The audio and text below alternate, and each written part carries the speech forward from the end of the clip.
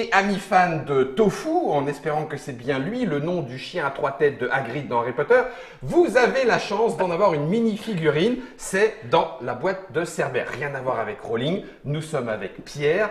Pierre Buty, salutations. Salutations C'est Guillaume. toi qui es l'auteur. C'est moi qui suis de l'auteur. Cerbère. Et il a été, alors du coup, Benjamin, édité, coédité, parce que comme il y a les deux logos, C'est une la boîte de jeu, coédition, c'est une coédition. Oui. Donc Benjamin à la boîte de jeu, Bonjour. Igor, Ori Games. Ah bon? Pourquoi? Bonjour. Il a le t-shirt. Ah bon? Ah, mais c'est ça, oui! Tu es venu accompagné de Rodolphe, Ah bon? qui du coup a changé de t-shirt. Ah oui, Ah, ne confondez pas, ce n'est pas le Rodolphe Renegade, rien à voir. rien à voir. Ori Bah, Games. c'est le côté bipolaire, justement. de- Ouais. Rodolphe de Hanegui, il a des lunettes d'ailleurs. C'est ça. C'est vrai. Ah, C'est bien vrai. vu. Oh la vache. Bah non, justement, parce qu'ils transforme, appuient, c'est- ils Il ne voit plus. Il n'y C'est voit comme plus. Clark Kent et Je sens Superman, que c'est pas la même personne. va être long. Très fatigant, très fatigant. Cerbère, c'est donc une nouveauté boîte de jeu Ori Games. C'est illustré par Pierre Pless et Jules Dubos. 3-7 joueurs, hein, donc attention, ambiance autour de la table, vous allez vous en rendre compte si vous n'avez pas encore vu la partie. À partir de 10 ans, 45 minutes, 35 €, j'ai à peu près tout dit. Bien. Disponible en novembre 2018, mais en avant-première à Essen. Wow. Voilà, côté marketing, Bon, c'est on fait. peut partir. Parce que Mais c'est non, bon, attendez. c'est bon. Non, il manque toute l'histoire. Ah. Alors, on a dans la Trick Track Télé une partie de tueurs. Je m'avance un petit peu, mais pas de beaucoup. Les explications ont été faites. Ça sent bon, la traîtrise et le queenage autour de la table. Le queenage, ça revient souvent quand même. Très hein. bien. Ah, mais moi je suis C'est- ah, mais j'aime. Tu queen, donc très bien. Oui, Les gens Elisabeth. ils hurlent, toi tu queen. C'est ça. Tout à fait. On va Les pas gens le savoir. savent. Les gens le savent. On va pas savoir. Oui, Elisabeth. Comment, Pierre, tu te retrouves dans la boîte de jeu Ori Games? À partir de quel moment? Déjà, quand tu es rentré dans la boîte de jeu, on comprend pas. Il y en a un dans chaque. Bah, si tu t'entraînes, tu prends une grosse boîte au début, Ah, tu c'est ça. rétrécis Tu un petit rétrécis. peu, et Mais après- ça, c'est le travail Pas mal. d'auteur. Hein. Pas mal. Tu développes et après, tchac, tchac, tchac, tchac, tchac. Non, du coup, Travail c'est de- inversé quand? d'auteur. Alors, D'auteur. Oh. séquence, c'est-à-dire à quel moment on a décidé Tu de le faire démarres. ensemble. Non, à quel moment tu démarres l'idée de Cerbère? Oula, alors ça remonte à très longtemps, ça remonte à l'époque où j'étais étudiant. J'étais étudiant à l'Engmin, en école de Il a 17 ans, hein, design. c'est pas, il a 17 ans. Et du coup, ça remonte à 2009. Début 2009, j'ai commencé à bosser sur Cerbère, donc ça va Sur bientôt Cerbère. faire. Et 10 ans. c'était déjà Cerbère? Non, à l'époque, c'était C'est autre Léonard. chose. C'était Peur du loup. C'était un jeu sur le thème des petits chaperons rouges. Ouais. Et du coup, Ah oui, d'accord. t'as Oui, plein il y de avait quand même, chaperons de il y avait différentes quand même le couleurs grand qui s'enfilaient méchant vers qui le- venait se faire, voilà, qui venait c'est bouffer, et rattraper un petit peu tout le monde. Alors donc du coup, deuxième question, Benjamin, à quel moment la boîte de jeu ou Ori Games d'ailleurs, lequel des deux rencontre en Nous, premier? c'était quand Ori Games. On leur en a parlé. D'accord. justement. Donc vous avez rencontré le jeu. En fait, c'est- alors, c'est d'ailleurs, Rodolphe, là, pour le coup. Il me faut une petite précision. Je vais te demander parce que je t'ai rencontré sur un salon à Lyon. On sort les dossiers là. hein, C'était les rencontres ludiques Mhm. où tu m'as présenté le jeu, mais on a aussi un ami en commun, Ouais. Ah on ouais, salue au d'accord. passage, Emmanuel Gordiala, qui m'avait parlé de ton jeu. Ouais, c'est ça. On s'était déjà rencontrés Et avec voilà. Ori Games en décembre l'année d'avant, C'est parce ça. que Emmanuel nous avait présenté, Présenté. et du coup, j'étais allé vous voir, je vous avais montré ce que j'avais. Voilà, et après j'avais réessayé, j'avais réessayé le jeu à Lyon, c'est ça non Tu avais réessayé le jeu à Lyon l'été suivant, et genre en septembre, en octobre, tu m'as rappelé en disant en fait, on veut lancer une collection avec la boîte de jeu, et du coup, on verrait bien servir dedans, et on a commencé à travailler à partir de là. Quelle année pour toi? C'était en 2016 pour moi. 2016. 2016. Ouais. Puis 9, 6, 6 Ah, plus ça 1, ça devait fait faire 7. sept, Ça fait hein, déjà ouais. 7 ans que tu Ouais. le travaillais, le développais, des allers-retours, des moments où tu le laisses de côté en disant ça marchera jamais. Il y a eu un peu de tout ça, ouais. Il y a eu des allers-retours, des ajustements de règles, il y a eu des moments où on m'a fait comprendre qu'il fallait que je change de thème parce que le petit chaperon rouge c'était un thème qui était trop familial. En Ouais. fait, ça donnait l'impression que c'était un jeu pour enfants alors que c'est pas du tout le cas. Non, On pas va vraiment. voir. Ou alors enfant queen. Non, j'arrête. Non. Ça dépend. Attention, il y a la police qui t'écoute. Pardon. Ce sera sur Internet. Et du coup, il a fallu que je cherche un autre thème qui matchait, qui préservait l'image du gros chien velu qui te poursuivait parce que j'étais très attaché à cette idée-là et qui gros chien fasse velu pas trop On note, on note. et qui fasse pas trop enfantin dans l'esprit. Donc j'ai fini par trouver Cerbère. Il y a eu beaucoup de changements de système, il y a eu beaucoup de périodes d'interrogation. Il y a des moments où je me suis dit bon bah là je comprends pas. Ça a l'air super, il y a plein de potentiel, mais à chaque fois ça marche pas, il manque quelque chose et je vois pas quoi. Donc à un moment j'ai mis dans un placard pendant 2-3 ans. D'accord. J'ai fait Sol entre temps et quand Sol a commencé à être à peu près vers la fin, je me suis dit bon là il est temps de ressortir Cerbère parce qu'il y avait vraiment quelque chose dans le jeu et j'ai envie de l'apporter à la fin. Donc c'est là que j'ai recommencé à bosser dessus. D'accord. Donc du coup, Rodolphe, tu disais le moment où vous le croisez, c'est aussi le moment où cette collection, enfin cette coédition se mettait en route? Il y a eu un moment quand même. Il s'est passé un moment entre les deux. Un flottement. Ouais. Alors, mais c'est sûr. maintenant, il y a 2 ans, c'est une autre vie. Hein. Non mais c'est c'est tellement de choses exactement entre-temps, ça, mais c'est incroyable. très bien. Mais- J'insiste sur ce tempo-là parce Mhm. que dans une période où il y a eu un florilège de sorties ludiques, des gens qui créent beaucoup aussi. Il Mhm. n'y a jamais eu autant de concours, de protozones dans les festivals, etc. Voilà, on sent que ça titille un Une maximum de effervescence. gens, une Ouais. effervescence autour de tout ça. Merci Igor. De rien. Mais la temporalité est importante. On a l'impression que entre le moment où il y a l'idée, voire même le moment entre le moment où il y a l'idée, le moment où c'est signé, voire même le Ah, moment mais- où c'est signé, le moment où ça sort, on se dit allez, un an. Ah non, effectivement. Bah non. C'est un très long processus. Cette hein. temporalité Oui, peut oui. être bien plus longue. Tout à fait. Et Pierre, là, tu viens même de le dire, il y a même des moments où il faut. Bon, bah, Faut laisse arrêter, tomber, faut je la passer à laisse de autre chose. côté, je passe à autre chose parce que ça m'obsède et ça n'avance plus. C'était un jeu comme assez difficile à développer parce qu'on pouvait très facilement tomber dans la fausse bonne idée. C'est-à-dire qu'il y a le concept de base est très très très séduisant, mais alors s'il y a vraiment un des pans du jeu qui s'effondre, Tout le c'est reste, trop tout- facile en tant qu'aventurier, c'est trop facile en tant que cerbère, etc.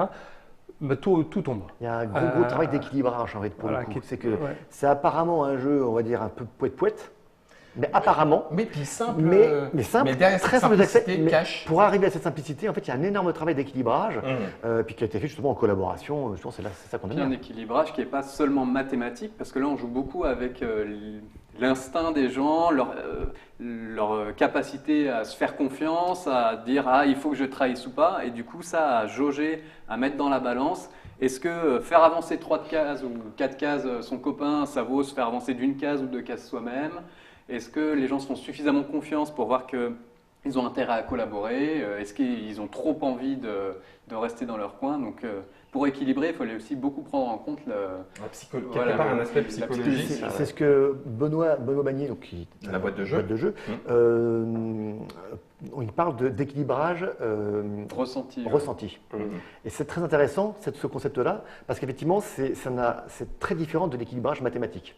C'est qu'on est dans 2 choses là où, effectivement, on peut avoir un truc qui sera hyper bien équilibré mathématiquement, mais où les joueurs auront l'impression que tel truc est fumé, tel truc marche pas, que dans Ilos, l'or c'est fumé, alors que non. Et donc, en fait, c'est un paramètre qu'il faut prendre en compte. Surtout dans un jeu où il y a de la discussion, Tout dans un jeu de la négociation. de diplomatie, exactement, où le facteur humain est prime, en fait. Mhm. Prime sur le côté nombre de cages, enchaînement de cartes, combos, etc. On est beaucoup plus dans du ressenti, dans l'humain, en fait. Mhm. Donc forcément, ce côté équilibrage humain est primordial. Et Mais c'est oui, plus compliqué en à... fait, on est à cheval entre tout ça. Et Oui. ça a été des longues discussions. On a eu des longues discussions avec Pierre, avec Benoît, et puis tous les retours qu'on a fait aussi avec la boîte de jeu on les a testés ensemble, et chacun de notre côté. Avec nos sensibilités respectives aussi. Ouais, C'est ce qui fait c'est l'intérêt. ce C'est ce qui Il fait la fallait, Pierre insistait aussi pour qu'il y ait un côté quand même, qu'il y ait une mécanique derrière qui soit aussi précise en termes enfin que quelqu'un qui souhaite aussi de la jouer tactique Puisse le faire.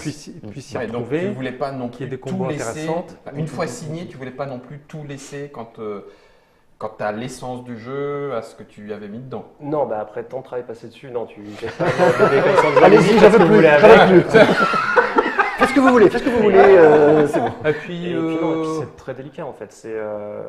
Le jeu a mis aussi longtemps à développer parce qu'en fait, il s'engage sur des enjeux, sur des problèmes d'équilibrage, sur des problèmes de relations entre les joueurs qui ne sont pas courantes en fait, qui sont très peu traités dans la plupart des jeux et pour lequel tu ne peux pas vraiment appliquer des méthodes et une culture que tu as trouvées ailleurs. Et du coup, si je m'étais juste désengagé du projet, il y avait le risque qu'en fait, ils tentent des trucs que j'avais déjà tentés il y a plusieurs années et que j'avais vu qui n'avaient pas marché en fait. Et du coup, oui, ça, parce que derrière, effectivement, il y avait un gros historique, le jeu avait un gros historique derrière. Et En plus, beaucoup de tournées en salon aussi en fait. Ouais. C'était pas le jeu était fait dans ton coin, dans le côté. mais c'était vraiment t'as fait plein de festivals, tu l'as fait tourner énormément. Ah ouais, Enfin voilà, c'est un jeu qui avait vraiment une Il vie y avait une vécu. avant qu'il soit voilà. Donc Ouais, autant en c'est profiter. vraiment nécessaire. Exactement. Un jeu comme ça, Ouais, de forcer à faire passer mais des complètement. centaines de soit gens de dessus notre pour côté voir ou du côté de la boîte de jeu, enfin on aime bien bosser, on aime bien travailler avec les auteurs aussi et Dans ce avoir cette développement. discussion. Et on avait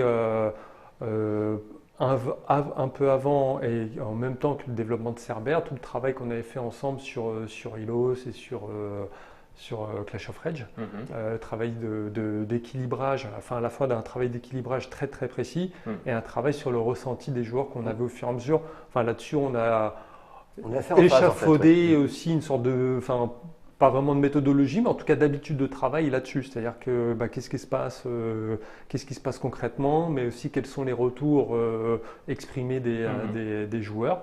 Et puis là, fallait que tout le monde se retrouve là-dedans. Dans les trucs aussi qui étaient marrants, c'était par rapport à la thématique, parce qu'on a beaucoup douté sur la thématique. Parce qu'on se disait, bon, Cerber, est-ce que ça parle ? Cerber, l'enfer. Cerber, l'enfer, le rapport. Alors, il y avait plein de problèmes, notamment c'était par rapport à l'export aussi. Voilà. C'est vrai qu'en France, nous, on était super emballés. Ah ouais, c'est super, on se le représente. On n'a vraiment pas envie de se faire manger par le gros chien à 3 têtes. Donc, on est vraiment dans le jeu, ça. Et quand on l'a présenté à l'export, on a vu que c'était pas une déjà, comment dire, la culture un petit peu gréco-romaine, déjà elle est moins assimilée outre-Atlantique.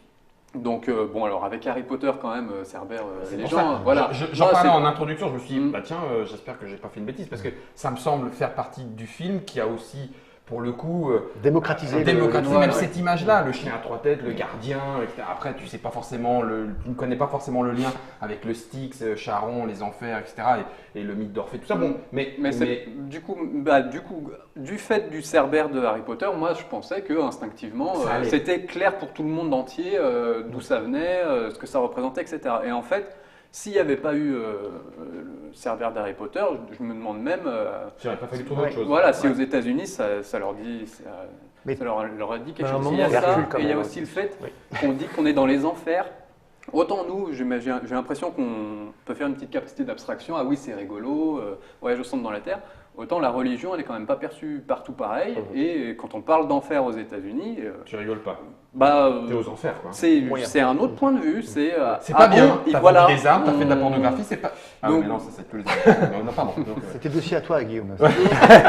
C'est vrai que du coup, pour le thème, voilà, on s'est dit, est-ce que on garde ce thème ? Est-ce qu'on fait ce thème-là pour l'Europe et un thème différent pour l'export ? Ça va même plus loin. Enfin, pas plus loin. C'est que dans le thème Cerber. On peut même garder l'esprit Cerber, mais il y avait 2 manières de l'aborder. En fait, c'était le côté, est-ce qu'on part dans le côté mythologique, et justement avec tous les écueils qu'on a évoqués, ou est-ce qu'on trouve un espèce de truc justement un peu entre deux, et c'est ce qu'on a privilégié pour le côté export, où justement on n'est pas vraiment dans du mythologique, parce que exactement. Tu vois, en fait, des personnages. C'est des aventuriers qui sont arrivés aux enfers. Mais pas du fait forcément de leurs péché. Actions, de machin.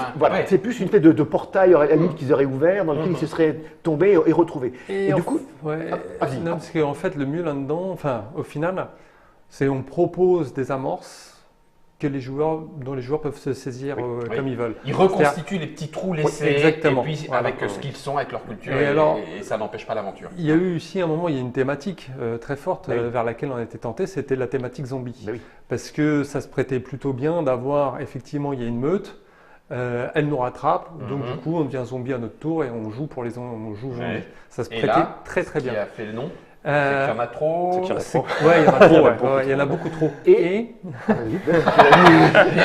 là là, quelle tension. Non, c'est que en fait, voilà. Il y a un collègue qui est parti avec aux États-Unis. Gineb, on peut ne pas citer. Qui l'a testé avec un petit un inconnu, Richard Garfield.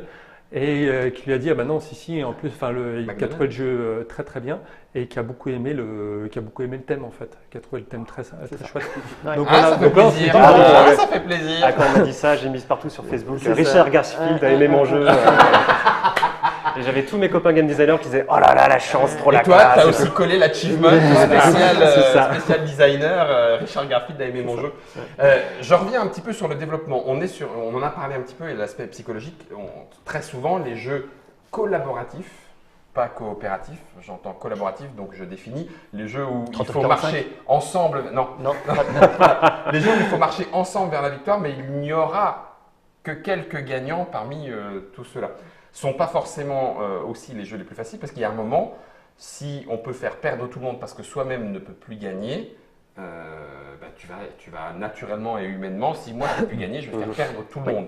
Donc est-ce que dès le début, il y avait cette double victoire qui évite ce biais-là en disant j'ai perdu mais je peux encore gagner et ce jusqu'au bout. C'est-à-dire que si je fais perdre les autres, ça peut moi me faire gagner même si j'ai déjà perdu dans une première partie. C'est intégré au gameplay en fait. Alors c'était dès le début, la première version du prototype avait déjà cette promesse qui était intégrée dedans. Après c'était un truc qui a été très très difficile à régler. Parce que ça crée plein de problèmes alors qu'est-ce qui se passe si en fait tout le monde se fait bouffer, est-ce que tout le monde gagne? Donc quelles sont les limites qu'on va respecter? Qu'est-ce qui se passe si il y a de plus en plus de joueurs Cerber devient de plus en plus fort, donc en fait c'est sûr qu'il va gagner, donc comment on équilibre ça aussi? Et donc tu vas faire exprès de perdre le premier pour dire puisque Cerber va gagner, autant que je crame vite. C'est ça, et du coup voilà, il y avait énormément de problématiques qui étaient générées par cette promesse, mais c'était là dès le début et il fallait absolument que ça reste, sinon le jeu devenait chiant, quoi. Et on a aussi, après avoir testé, etc., indiquer en gros qu'il y a des victoires plus honorables que d'autres. C'est qu'en gros, c'est plus la classe quand tu gagnes quand même avec la barque que quand tu gagnes avec Cerber. Toi, on a hiérarchisé un peu les victoires. C'est que voilà, en gros, une fois encore psychologiquement motivé plutôt par là, ce qui fait de la résistance. Mais bon, tu peux quand même gagner. Tu gagnes quand même, on va dire en théorie, tu as gagné effectivement, mais moi si je gagne avec la barque, j'ai quand même mieux gagné que toi. Voilà, c'est subtil, hein, mais c'est ces petites choses-là. Encore une fois, le facteur humain, psychologique joue, parce que comme tu le dis toi-même, tu dis quand on a perdu, on peut encore gagner. C'est pas quand on a perdu, en fait. C'est vrai que instinctivement, on se dit beaucoup, je me suis fait manger par le chien, j'ai perdu. C'est pour ça que dans les explications, on dit plutôt, on change de camp. On n'a pas perdu, on change de camp. Et ça dépend, parce qu'il y en a qui vont tout faire, même des actions désespérées qui ne sont pas vraiment dans leur intérêt pour ne pas se faire manger par le chien, alors qu'ils devraient se faire rattraper pour vite changer de camp et avoir une chance de gagner en tant que Cerber. Et alors que d'autres, c'est tout de suite évident, oui, je vais gagner en tant que Cerber, et ça leur a même pas effleuré l'esprit de se dire qu'ils vont perdre en se faisant manger par Cerber. Donc c'est toujours cette chose-là aussi qui est assez complexe à gérer, c'est la perception de chacun de à quel point c'est évident qu'on peut gagner avec Cerber.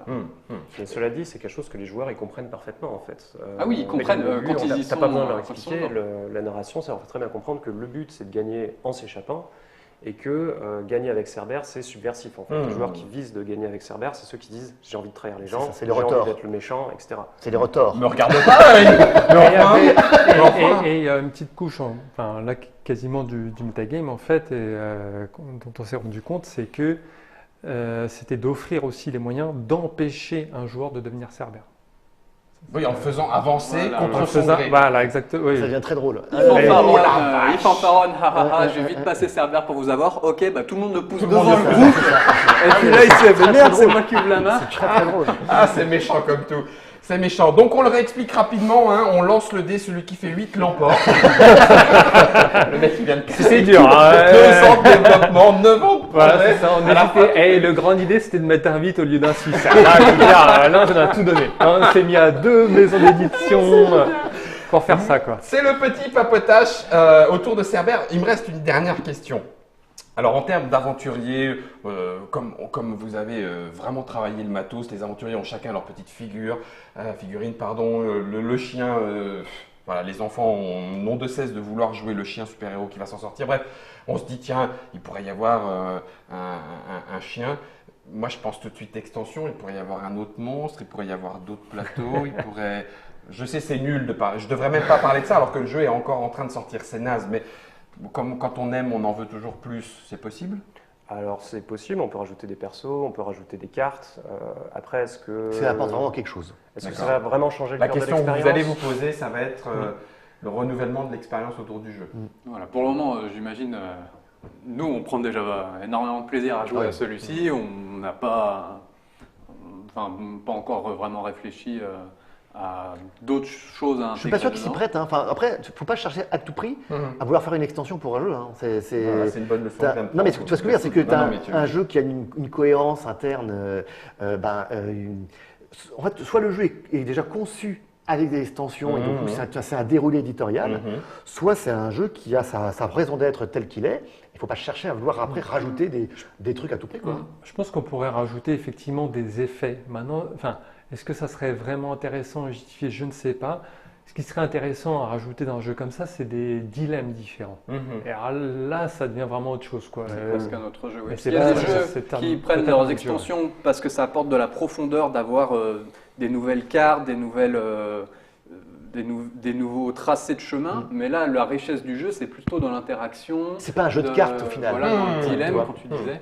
Et c'est pas, à mon avis, en rajoutant des cartes un petit peu différentes que ça va changer radicalement le jeu. Il faudrait réfléchir à un nouveau système c'est ça, qui apporte mais des dilemmes. en fait, l'extension, c'est que tu rajoutes, tu changes deux personnes et c'est Et le même c'est jeu. pas le même Oui, jeu. c'est-à-dire que Voilà. Enfin, tu diras, il peut y avoir Cerbère, et puis la deuxième boîte de jeu, ça sera Charon, c'est-à-dire que les plateaux viendront se mettre là, tu mettras puis hop, tu joueras la barre. Et on mettra des bœufs. On mettra des bœufs. Pour tirer la barre. Non, parce qu'il Faut pas mettre les charrons Charon avant avant les les bœufs. Ouais. Oh on va partir là-dessus, parce que voilà, il faut quand même le punchak de la fin, c'est l'heure qu'on leur a donné sur un date derrière. Il a tout gâché. Le jeu est de Pierre Buty, c'est la boîte de jeu et Ori Games. Voilà de quoi vous fâcher gentiment et rigoler avec vos amis, puisqu'on peut y jouer de 3 à 7 joueurs. C'est disponible à partir de novembre 2018 et en avant-première à Essen. On vous a normalement tout dit. Si avec ça, on vous a pas un petit peu chauffé, si vous n'avez pas encore regardé la partie, sincèrement, allez brûler en enfer.